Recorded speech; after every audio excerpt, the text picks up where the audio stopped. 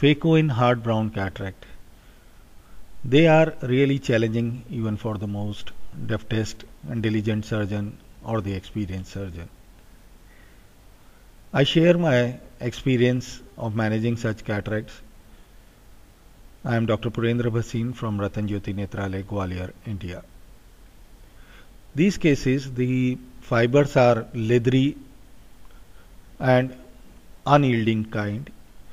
The zonules are weak and the posterior capsule is thin. Our incision size should perfectly match with the size of instruments, the width of instrument which we are going to use.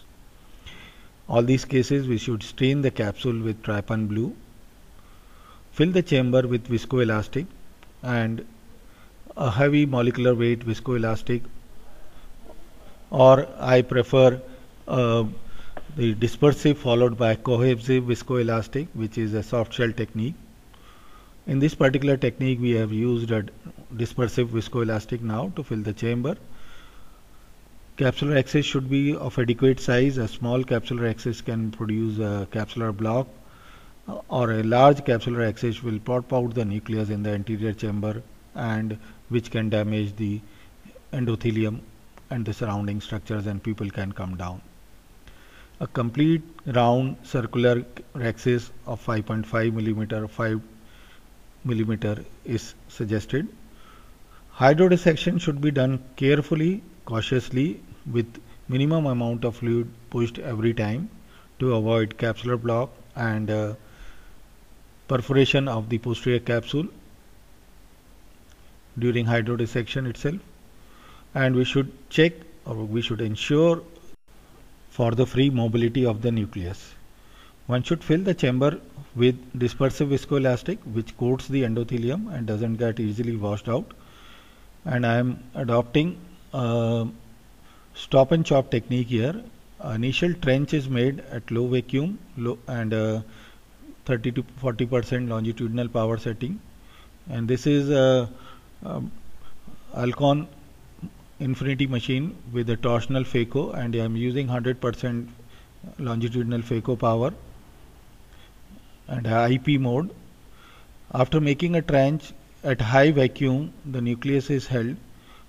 It is buried inside at foot position, pedal position 3, and then we come back to foot pedal position 2 and chop it with the chopper. We should be very gentle and careful that even the posterior plate or the posterior fibers should be separated right up to the center of the nucleus, and we should not produce too much of traction on the surrounding zonules and the capsule. An initial single pie-shaped piece, if it is removed first, that creates a space for the removal of remaining nucleus pieces. We suggest making 6 to 8 small pieces of the nucleus. We should bury the tip into the nucleus at high vacuum of 450 or 500 at foot pedal position 3. Bring it to the center and after keeping it at foot pedal position 2, and then eat it at high vacuum. We should slow down when we are removing the last pieces of the nucleus to avoid surge. In all these cases, very little amount of cortex is there to be removed.